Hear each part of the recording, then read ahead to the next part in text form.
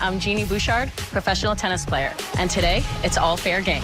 On today's show, I basically knew I wanted to be a professional tennis player when I was 9 years old. do you feel like you missed out on childhood? I definitely do. You know, it's tough. There was a situation where a reporter after a match asked you to give them a twirl. I felt awkward, but I did a little spin. I would never ask a male athlete to do that. It's such a sexist question. Social media sensation. There are some people who will say like, oh, maybe focus more on tennis. Do you feel like they're misunderstanding what you're trying to do? That is literally the story of my life. Plus, let's talk about the swimsuit issue. I put on the first bikini, the editor, she's like, all right, take your top off. And I was like, what? And 2017 Super Bowl. A fan tweeted you and said, if the Patriots win, we go on a date. Turns out he's like this good-looking dude. So would you call him your boyfriend? Oh my God. It's all next on Fair Game. Welcome to Fair Game. I'm Christine Leahy, and my guest today is one of the most popular tennis players in the world. She's reached the semis in 2 Grand Slams, the finals in another, has millions of followers on social media, and once played basketball with Drake as her coach. Genie Bouchard is here. Genie, I'm so glad that you're here and that you came in today. Thank you. I'm excited about this. Thank you for having me. Of course. So let's go right to that All-Star game. It was in Toronto, and you played on the celebrity team. Drake was your coach. What does Drake say in the huddle? What is that like? He was super positive. He was like, everyone, let's go and have fun. And I was kind of like, give us more tactics. You know, we really want to win, because it was like Team Canada versus Team USA.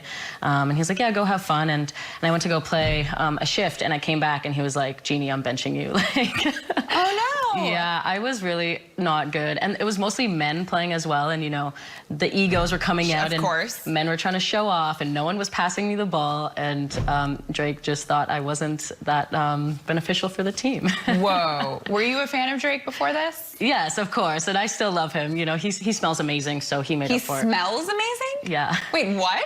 I didn't know this about Drake. What do you mean he smells amazing? He just, I don't know what cologne he uses, but when you go in for a hug, you're just like in heaven. Interesting. Yes. I want to find out what he's wearing these days. Okay, so you just got back from a tennis tournament at Richard Branson's Island. Tennis tournament. It's like an exhibition. A lot of fun going on. Okay, tennis tournament. Let's call it that. At Richard Branson's Island. Who was there?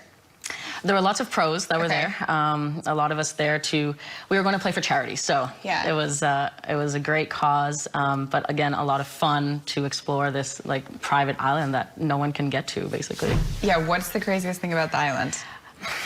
The most amazing part, well, Richard, first of all, is amazing. He's so positive, and he loves life so much, and he loves tennis. So I played with him, and I was trying to coach him a little bit. But the best part of the island is just anything you want, you can have. We were like, hey, could we, you know, go out on a boat? They're like, yep, boat will be ready in half an hour, and just go do, you know, water activities, and let's do a sailboat race around the island.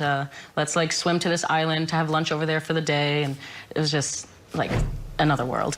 So you started playing tennis when you were 5 years old. Yes. At what age did you realize that you were not just good, but like this could be really something? Well, I loved it as soon as I started playing. I just loved hitting the ball, and I loved competing as well. So I think it's really early to say this age, but I basically knew I wanted to be a professional tennis player when I was 9 years old. And I don't recommend, you know, people deciding their careers maybe at 9, because that's maybe not for everyone, but for me, I was like full steam ahead. I knew it. Do you feel like you missed out on childhood at all? I definitely do. I had to miss school a lot to go to training when I was younger. I missed a lot of birthday parties, sleepovers, family events, and you know, it's tough for a kid to, you know, go to sleep when everyone else was going to a birthday party because I had a match at 8 a.m. the next morning, you know. But obviously, looking back, all the sacrifices were worth it. Yeah. So your professional breakthrough, that happened in 2013. You're playing your first Grand Slam at the French Open. When you're walking out there, what's going through your mind? I was just so excited to play in my first Grand Slam. In the first round, I won my first match. So, you know, it's always been a lifelong dream of mine to play in the Grand Slams. And, you know, after that, I had a great success in Grand Slams as well. The year later, getting to the finals of Wimbledon. So for me, it was just, I felt like I was just living my dreams. I get this image of you, like you knew very early in your life what you wanted to do. You're very career-oriented, goal-oriented, and like maybe that didn't even surprise you so much being there. It just felt like that was what you were supposed to do, right? That's interesting that you say that, because when I did reach the finals of Wimbledon, I got to 5 in the world. Everyone was like, oh my God, are you surprised by what happened? And I was so focused and in my bubble. I was actually like, no, like I've worked my whole life for this. This is exactly what I wanted. And obviously looking back, I realized what I accomplished was great. But in that moment, I was like, this is normal, you know? Yeah. This is what I've worked for. This is like kind of what I expected to happen. But yeah. Of course, it's amazing that it did. No, it is, but I understand that. If this is the vision that you've had for yourself the whole time, it makes sense that you would be there. Exactly, and working from such a young age to achieve that, I would hope that I would get close to those goals that I had. I get it. I get exactly what that means. So the next year you make it to the semis of the French and the Australian Open, and then the finals at Wimbledon. That was your first and still your only Grand Slam final. When you're thinking back on that match, what are your thoughts? Even though I lost that day, obviously those memories are so special. I mean, I was playing in the finals of Wimbledon, you know, the biggest tournament of the year. Princess Eugenie was watching me from the royal box. She's actually who I was named after, so to have her come out and watch, she came to support me because she knew like I was named after her, and it was just such a surreal day. It was amazing. There was a situation where a reporter after a match asked you to give them a twirl. Yes. What were your thoughts? In the moment, it was right after I won the match, and you know, there's a whole crowd and I was being interviewed. So in the moment, I was like, I felt awkward, but I was like, sure. And I did a little spin, and then I get off the court and I check my phone, and people are going crazy because people are basically saying, well, they would never ask a male athlete to do that. And so it took on this life of its own. And even today, when there's topics about, you know, the difference of male and female in sports, it's always referenced as such a kind of sexist question. And so I was like, well, if you ask me to twirl, then you got to ask the guys to, like, you know, flex their guns or, you know, show something off as well, because, you know, a guy would not be asked that. So it's. Were you offended by it? Like I said, in the moment, it's hard to kind of realize what's happening. But looking back, I mean, I thought I was wearing a cute outfit. Okay, so I was happy to show it off. But the difference of questions geared towards male and female athletes, there's definitely this difference. So your Instagram, you have a really big following. Do you feel pressure that you need to be kind of constantly available to them or constantly interesting to your followers? I definitely understand that question. I definitely don't feel interesting all the time, and I think it's part of our lifestyle, you know, and for you as well, for all of us in the public eye. I think fans just want content all the time, and sometimes you just have a normal day, and I'm like, I got nothing to give you guys right now. Yeah, there are some people who will say like, oh, maybe focus more on tennis instead of the branding and all this kind of stuff.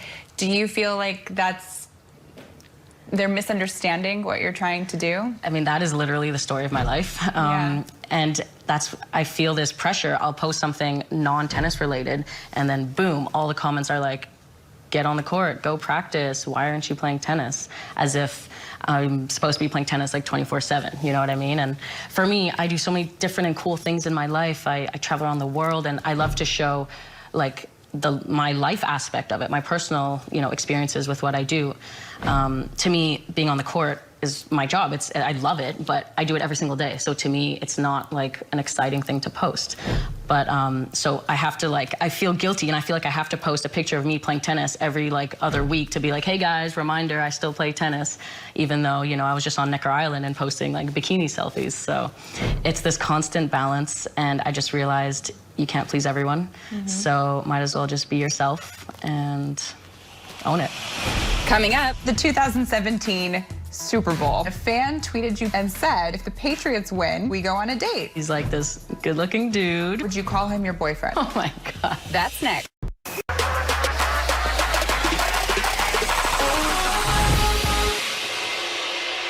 Welcome back to Fair Game. I'm Christine Leahy here with tennis player Genie Bouchard. So at halftime of the 2017 Super Bowl, the Falcons were beating the Patriots 21-3, and you tweeted that you thought that the Falcons were going to win, and then a fan tweeted you back and said, if the Patriots win, we go on a date. And you responded, sure. I did. The Patriots won. Unbelievable. So when you now realize that you have to go on a date with this person, your thoughts were? Well, I first of all could not believe that the Patriots would come back like that. I mean, I thought it was a very safe bet. Yes. Which is why I did it. Sure. And then as the game went on, I realized this might actually have to happen.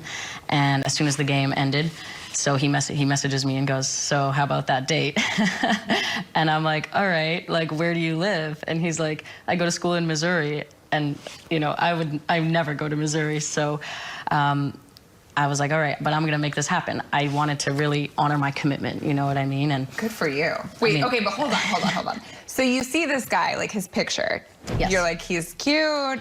No. Oh. No, it was, okay. So I didn't even look at his profile before agreeing to the date because I was just messing around on Twitter because the game was boring, right? They were getting killed. And then after I realized I have to go on this date, I look at his profile and his profile picture is a picture of Tiger Woods. And I'm like, this is obviously not Tiger Woods, right? Maybe. So I was like, he's a super fan of Tiger Woods, which means, you know, super fans, maybe it's a 50-year-old guy living in his mom's basement who is just a super fan and maybe weird and creepy. So we did some background checks and some investigation, and it turns out he's like this good-looking dude who goes to school in Missouri from Chicago, and that I was like in a good age range, and that this could actually like happen. So yeah, fast forward 2 weeks later, the NBA invites us to a game. We go to the Brooklyn Nets game, sit courtside. They show us on the screen. It's a whole affair, and I actually got to know him, and he's actually a cool dude and a very nice, normal guy. Wait, and he bought you Tiffany earrings? He did. Wait, are those? No. You're like, like, yeah. Wait, so he shows up to your first date with Tiffany earrings. That is a good move. I mean, it was a great move. Yes. Yeah. I mean, he was like, this was kind of a chance of a lifetime for him in the sense like, he couldn't believe this was happening, you know. So like, what's the conversation that you have when you're at this game? Well, at least we had a game to watch. You know, we had something to talk about. Sure. But he's a huge sports fan, and I love sports as well. So we started bonding over that and just talking about his life and mine. And we live very different lives, so it was quite interesting to kind of just compare, being similar ages, the different things we do. And then you kept hanging out together because you've been seen on other dates, and he's been on your social media. So are you dating? Well, we met up on a couple occasions, and then the NFL invited us to the Super Bowl the year later. So it kind of became this like full circle moment of like... So your dates are amazing. Right? So would you call him your boyfriend? Oh my God. Look, I'm not going to answer that question, okay? Really? Wait, are you trying to keep things private? Like because it's kind of a public thing. I mean, the whole story is super public, yeah, and people love it, which I think is cool because it's a positive story, you know, and it gives people hope for anyone if they want to. This is a great answer that you're giving me right now. All right, let's talk about the Sports Illustrated swimsuit issue in 2017. So they come to you and they ask you to do it. Yes. What was your initial reaction? Excitement, but also nervous dread. Why nervous dread? Well, the first shoot I ever did, I was in it twice. And the first year, the first morning, it was, I mean, it's an early wake-up call. You know, it's like 4 a.m. wake up, hair and makeup, all that stuff. And then I put on the first bikini, and then MJ, the editor, she's like, all right, like, take your top off. And I was like, what? First shot of the day, like, of the morning. It's like 7 in the morning. And I was like, I was terrified. I was so nervous. But I was like, I don't even know how to pose. And she was like showing me all these moves to like pose like topless. And that really helped get rid of my nerves, because then I was like, if I can do my first shot topless, then everything else is a piece of cake. Oh, you mean topless? Oh, yeah. Oh. Yeah, like only like a bikini bottom, that's wow. it. Yeah. Well, you just dove right in. Well, they looked beautiful, and they were tasteful, and I totally support doing all that stuff. Coming up, Genie takes on our first in 10 questions, so stick around. Coming up, first celebrity crush. Justin Bieber. Did you go on a date with Justin Bieber? What? That's next.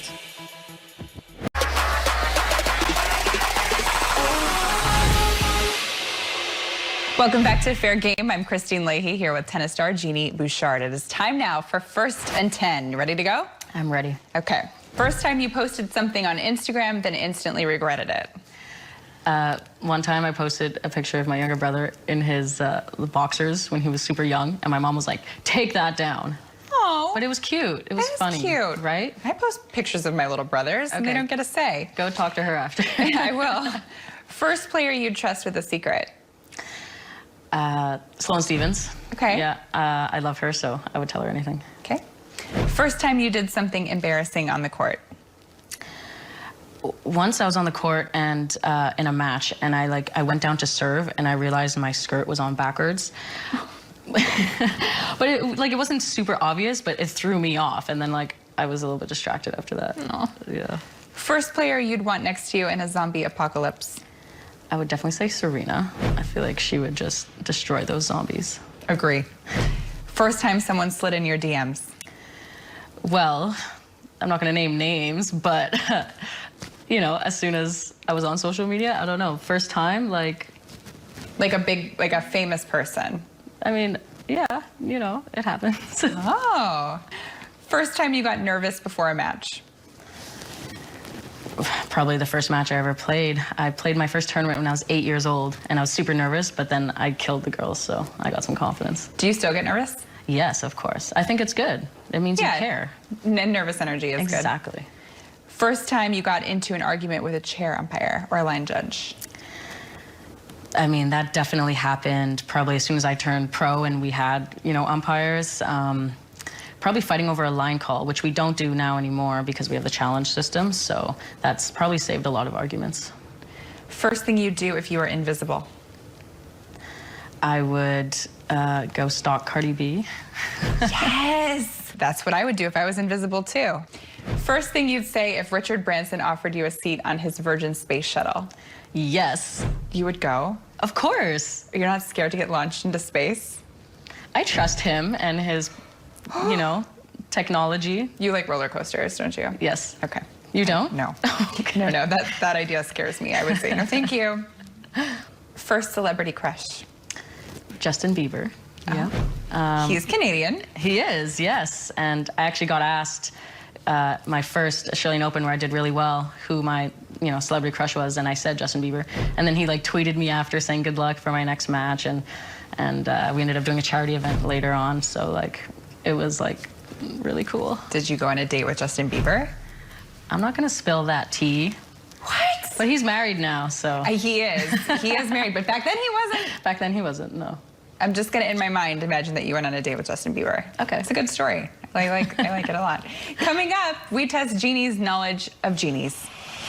Coming up, Christina Aguilera's first hit was? Genie in a Bottle. When I walk on center court, they play it. What was Barbara Eden's signature move in I Dream of Genie? You don't have a clue what it is? No idea. It's this. That's next.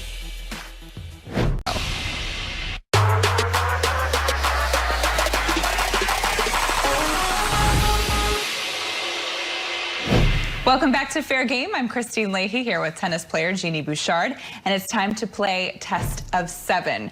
I will ask 7 questions, and Genie wins if she answers at least 4. What do I win? Correctly. I will find you your next date. You'll be my matchmaker. Yes, I will be your matchmaker. Okay. Okay. Christina Aguilera's first hit was? Genie in a Bottle. That was easy. That's yes. my theme song. It literally, I love that song. It should be your theme song. When I play at the U.S. Open, when I walk on center court, they play it because as a joke, and I'm like, whoever the DJ is, I love you. And you love it. Yes, that's amazing.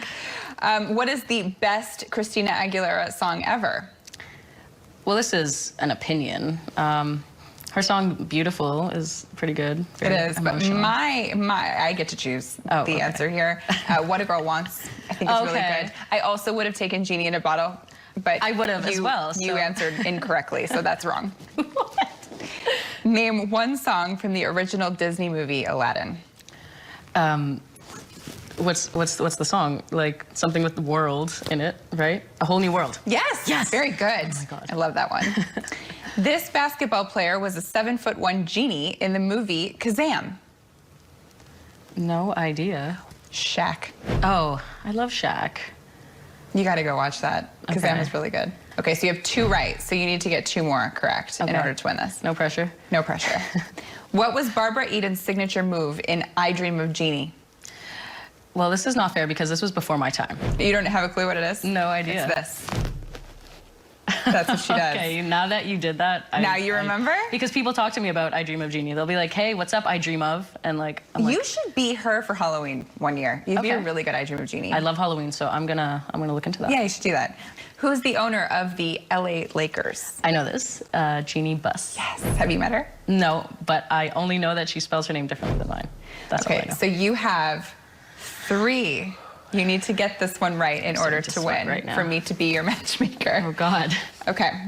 If I had 3 wishes, what would one of them be? Easy. To be Cardi B's best friend. Yes! That's so right! Yes, you got that one right. You win. I'm going to be your matchmaker. Perfect. I actually think I should just set you up with Cardi B, and then I'll tag along, and it'll be great.